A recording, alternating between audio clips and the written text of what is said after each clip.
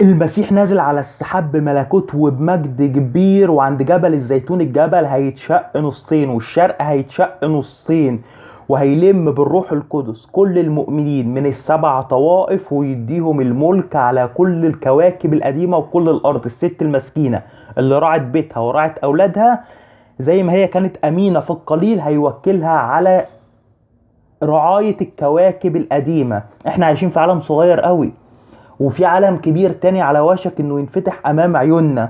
احنا عايشين هنا في اختبار، زي الطفل اللي في رحم الامرأة فاكر ان الرحم ده هو الحياة كلها، لكن لما بيخرج للعلن بيشوف حياة تانية جديدة واسعة، حياة الطفولة اللي قبل كده بتتلغي من دماغه. احنا داخلين على ارض العجائب، على السماء، لان الكبرى هرمجدون، حرب كونية ما بين الخير والشر هتيجي في المنطقة اللي احنا ساكنين فيها الشمس دي هتطفي والقمر هيخفض ضوءه والأعاصير هتكنس الأرض والزلازل هتخفي الجزر، وفي تغيرات مناخية هتحصل في الأرض فيها إعدادات العالم هتتغير.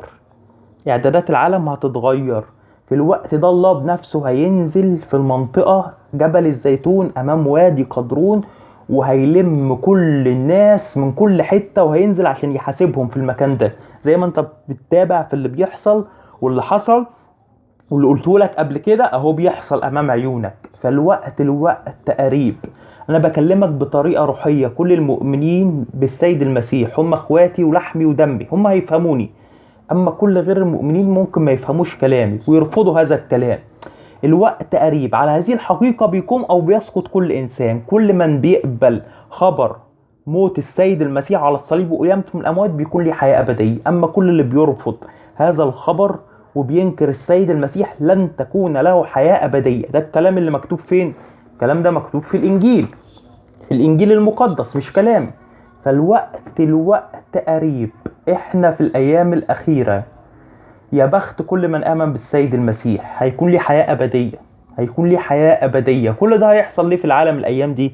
لأن الأب أصبح مستهين بابنه، والابن أصبح مستهين بأبيه، وصلة الرحم اتقطعت، والجيران بعدت عن بعض، وولاد العم بعدوا عن بعض، والناس بقى في غلا، وبعد الغلا بيجي الفنا. حسب المثل الصعيدي بعد الغلا الفنا.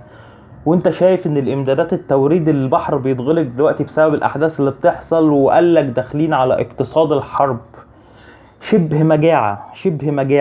الوقت قريب. احنا في الايام الاخيرة. كل من يسمع هذا الكلام يعرف انه كلام صادق، بكلمك بيه من روح الله.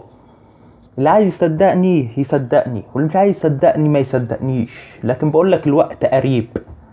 استعدوا للقاء الله إلهكم، لأن مفيش زمان بعد الزمان.